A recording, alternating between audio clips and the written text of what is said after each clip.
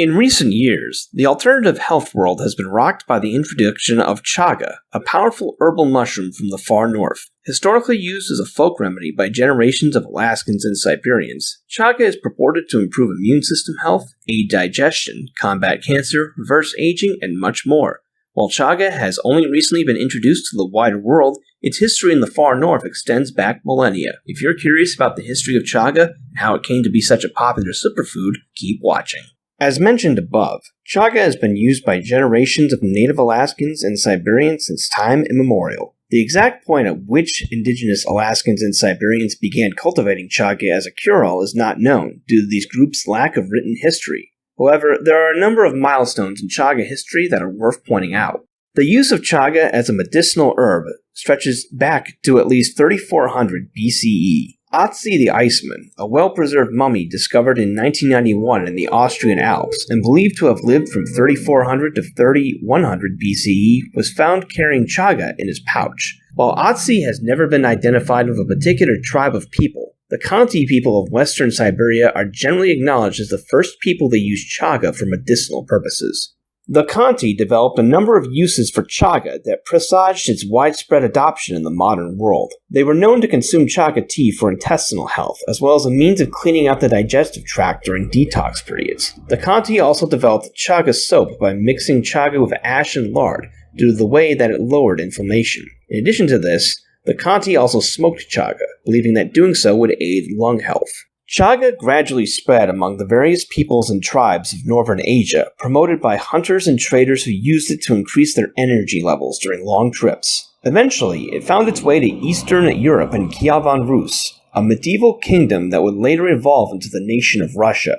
Russians gradually adopted chaga as their own, with one Kievan Rus Grand Prince, Vladimir II Monomakh, crediting chaga with getting rid of tumors on his lips. At the same time, chaga spread to other parts of Asia and North America, most notably China, which has a long tradition of using mushrooms such as cordyceps for medicinal purposes. The Shenong Ben Cao Jing, a 3rd century Chinese book on agriculture and horticulture, named chaga as king of the herbs for its various beneficial qualities. While the original text of the book is now lost, chaga endured as a folk remedy in China, and was later spread to other parts of Asia and Europe by Genghis Khan and the Mongol invasions. In the 1950s, the Soviet Union initiated a series of long-term studies on chaga's medicinal properties. While chaga's usefulness as a folk remedy had been ingrained in Russian culture for centuries, and limited research on chaga had been carried out in Poland in the late 1940s, this was the first large-scale attempt to scientifically understand how chaga worked. Research results were positive, and chaga became a common treatment method in Soviet hospitals for its immune-boosting properties. It was officially recognized as a treatment method by the Russian Academy of Medical Sciences in 1955.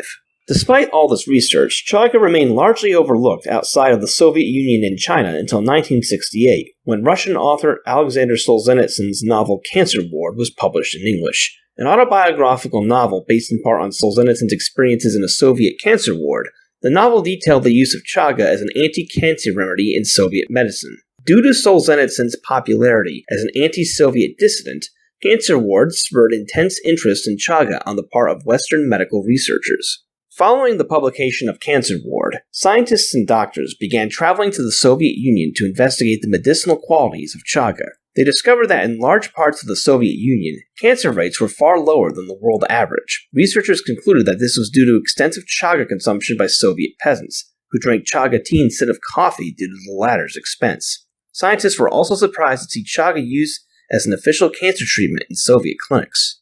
While chaga use was originally seen as a long shot in the West due to the Cold War, researchers quickly discovered that chaga also natively grew in Alaska, and that chaga there was just as nutritious as Siberian chaga, if not more so. Since the publication of Cancer Ward and the collapse of the Soviet Union, there has been a bounty of research on chaga's benefits and effects. Improved awareness, transportation, and the internet have also made it possible for chaga to be harvested from its natural environment and shipped to customers around the world.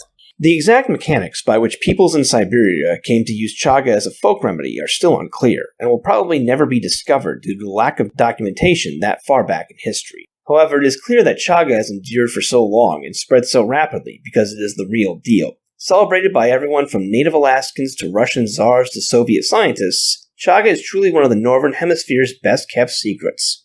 With Chaga's growing popularity worldwide and scientists' continued interest in unlocking its secrets, who knows what we will know about Chaga in the years to come. All we do know is that Chaga has truly earned its place as a miracle food, a cure-all for everything from cancer to aging. If you are curious about why so many different peoples around the world and time have used Chaga, now is the perfectly good time to try it for yourself.